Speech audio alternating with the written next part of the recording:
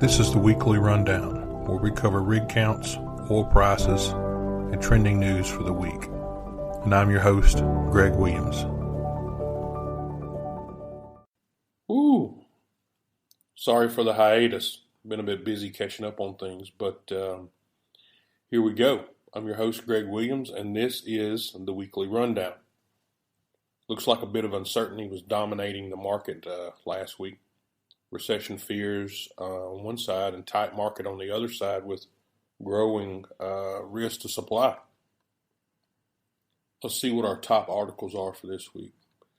In Brazil, drilling contractor Petroserv has sold off their 6th-generation semi-submersible, the SSV Catarina. Buyers for the rig were a group of Norwegian investors, and the price tag, although unpublished, looks to be around 54 or in between 54 and 63 million. In Africa, been a lot of chatter over the last couple of years about Namibia. Majors such as Total and Shell have gone in and did a bit of work. There were the Venus and Graf prospects, and both were relatively successful. They are expecting first oil from Graf in 2027 and first oil from Venus in 2028.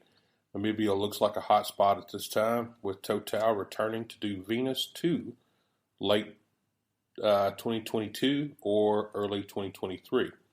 It'll be exciting to see if Venus 2 will be as successful as its predecessor, but nonetheless, Namibia holds a number of positive factors that are expected to attract more investment in the coming years. Also in Africa, Valaris and Exxon are getting ready to kick off the DS9's brand new two-year contract down in Angola. The DS9 was recently reactivated and departed from Las Palmas this past June. Over in Thailand, Borr Drilling puts more backlog on the books with Mubadala. I am pronouncing that wrong.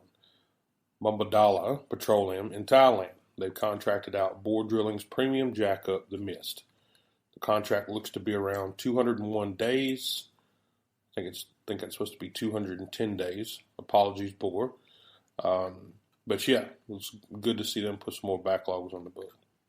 Also over in Asia, Shelf Drilling has completed its purchase of Aban's Deep Driller 7. It will be renamed the Victory. For our oil prices, as of closing on Friday, July the 15th, the WTI was at $97.59. Brent, on the other hand, was at $107.49, and natural gas was at $7.01 per 1 million BTU. For the rig counts, international, that would be from obviously June.